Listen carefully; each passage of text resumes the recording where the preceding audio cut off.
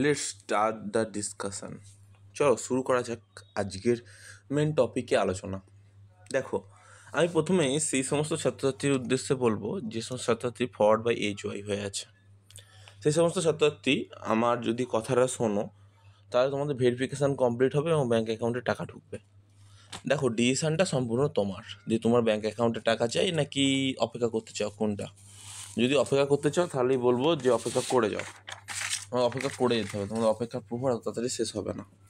আমি সেই সমস্ত ছাত্রদের উদ্দেশ্যে বলছি, তুমি ফরওয়ার্ড বাই এইচওয়াই হয়ে আছে তারা freshers candidate, only freshers candidate, এবং যারা জেনারেল ডিগ্রি কলেজের স্টুডেন্ট আছো শুধুমাত্র তাদের জন্য ফরওয়ার্ড বাই এইচওআই। এই সমস্ত স্টুডেন্ট যারা জেনারেল ডিগ্রি কলেজে পড়ছো, like BCom, BSc and BA, and অবশ্যই ডিএলএড ছাত্রছাত্রীদেরও বলবো যারা যারা ফরওয়ার্ড বাই এইচওয়াই হয়ে আছে। তো তারা এই মুহূর্তে তাদের উদ্দেশ্যে একটাই কথা বলবো, তোমাদের যদি ব্যাঙ্ক অ্যাকাউন্টে টাকা তাড়াতাড়ি পেতে হয়, তোমরা টাকা পাবে না আমি বলছি না, যদি তাড়াতাড়ি টাকা পেতে চাও তাহলে তোমাদের একটা কাজ করতে হবে। আমি জানি তোমরা অনেকেই ক্রোধের সহিত আমার ভিডিও দেখছো, যে দাদা বলছে যে টাকা পাচ্ছি না, টাকা পাচ্ছি না, টাকা পাচ্ছি না, টাকা পাচ্ছি না। আসলে মেন পয়েন্ট অফ ভিউতে তোমাদের আজকে কিছু আলোচনা করবো এবং অ্যাকচুয়ালি এক্স্যাক্ট কারণটা তোমাদের জানাবো, যে কারণের জন্য তোমাদের ব্যাঙ্ক অ্যাকাউন্টে অ্যাকচুয়ালি টাকা ঢুকছে না। ধরো, এটা এসবিএমসিএম স্কলারশিপের একটা ফান্ড। এই ফান্ডে 1,20,000 টাকা আছে, 1,20,000 টাকা আছে। আমাদের স্টুডেন্ট আছে 50 জন, কিন্তু এই 50 জন স্টুডেন্ট পাবে 10,000 টাকা করে। যদি 50 জন স্টুডেন্ট 10,000 টাকা করে পায়, তাহলে হচ্ছে 5 লক্ষ টাকা রাখতে হবে, কিন্তু ভাড়ারে পড়ে আছে 1,20,000। তাহলে কী হবে, তোমাদের টাকা দেবে? একটু তোমাদের জেনারেল নলেজ থেকে চিন্তা ভাবনা করো, প্রথম কেস।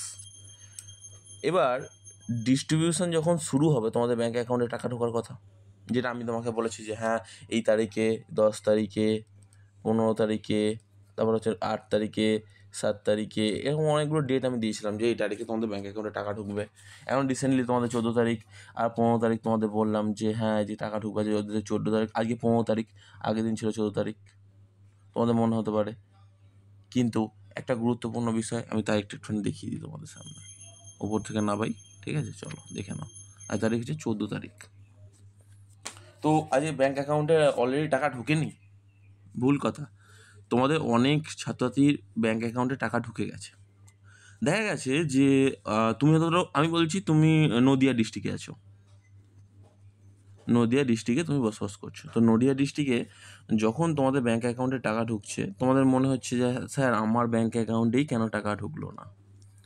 কিন্তু খোঁজখবর নিয়ে দেখো যে তোমার নদিয়া ডিস্ট্রিক্টে এর সামনাসামনি অন্য স্কুল কলেজে খোঁজখবর নিয়ে দেখো তো তাদের ব্যাঙ্ক অ্যাকাউন্টে টাকা ঢুকে গেছে, কিন্তু তোমার অ্যাকাউন্টে টাকা ঢোকেনি।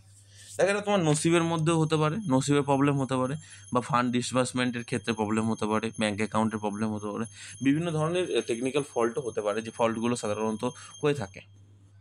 তো হার হার মহাদেব, আমি প্রত্যেকের উদ্দেশ্যে একটা কথাই বলবো, চিন্তা করবে না এখান থেকে, কারণ প্রত্যেকের স্কলারশিপের অ্যাপ্লিকেশান স্ট্যাটাস যদি সব ঠিকঠাক থাকে, অ্যাপ্লিকেশান প্রত্যেকটা বিষয় যদি একদম অ্যাপ্রোপ্রিয়েট থাকে, তাহলে তোমাদের ব্যাঙ্ক অ্যাকাউন্টে টাকা ঢুকবে। কিন্তু আগে টাকা পাওয়ার জন্য তোমাকে একটা কাজই করতে হবে। দেখো, আমি জানি না কার লটে কোন লটে ঢুকে গেছে, এখন পর্যন্ত আমি ঠিক বুঝে উঠতে পারছি না ঠিক মতো করে, কারণ আমি সেদিনকে এসবিএমসিএম পোর্টালে বা বিকাশ ভবন বলো, বিকাশ ভবনে আমি গেছিলাম, বিকাশ ভবনে গিয়ে তার সাথে অনেকক্ষণ ধরে কথা বলেছি, প্রায় 2 ঘন্টা মতো ছিলাম।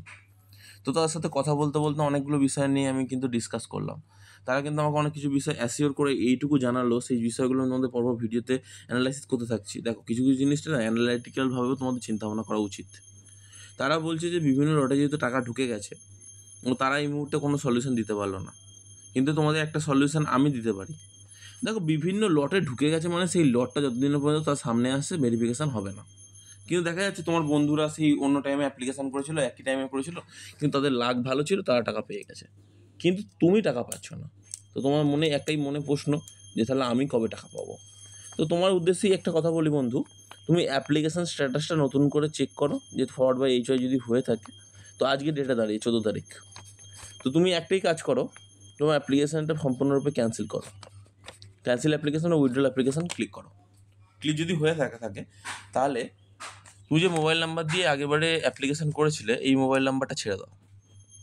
সেকেন্ড কোনো মোবাইল নাম্বার থাকলে চেষ্টা করবে সেই মোবাইল নাম্বার দিয়ে অ্যাপ্লিকেশান করো। অ্যাপ্লিকেশান করার জন্য ফার্স্টে তোমাকে রেজিস্ট্রেশন করতে হবে। রেজিস্ট্রেশনটা সুন্দরভাবে কমপ্লিট করবে এবং রেজিস্ট্রেশনের সময় তোমাকে 5-6টা জিনিস আমি তোমাকে বলে দিচ্ছি। নামের বানান, আধার কার্ড, ইনকাম সার্টিফিকেট এবং marksheet upload, registration and form fill up দুটোর ক্ষেত্রে। আর সাবমিট বাটন যখন ক্লিক করবে, আমার সেকেন্ড যে ভিডিওটা আমি আপলোড করছি, যারা ফরওয়ার্ড বাই HY স্টুডেন্ট আছে তাদের জন্য শুধু বলছি, ফরওয়ার্ড বাই HY স্টুডেন্ট এছাড়া যাদের সাবমিটেড শুধুমাত্র দেখাচ্ছে তারা কিন্তু চাইলে তাদের ব্যাঙ্ক অ্যাকাউন্টে টাকা ঢোকাতে পারে। কীভাবে? তাদের কিন্তু ফরওয়ার্ড বাই HY করাতে পারে। কীভাবে? তখন ব্যাঙ্ক তারা ডাইরেক্টলি স্কুল বা কলেজের সাথে যোগাযোগ করে তার অ্যাপ্লিকেশানটা যদি একটু ভেরিফাই করে দিতে পারে তাহলে কিন্তু ফরওয়ার্ড বাই HY হয়ে যাবে সময় মতো এবং তাদের ব্যাঙ্ক অ্যাকাউন্টে টাকা ঢুকে যাওয়ার চান্স থাকবে। তো এবার তোমাদের মনে একটা প্রশ্ন আরেকটা থাকবে, সেই প্রশ্নটা আমি সেকেন্ড ভিডিওতে ক্লিয়ার করছি এবং তোমাদের এইটাও বলে দিচ্ছি। অসংখ্য ধন্যবাদ ফার্স্ট ভিডিওটা দেখার জন্য।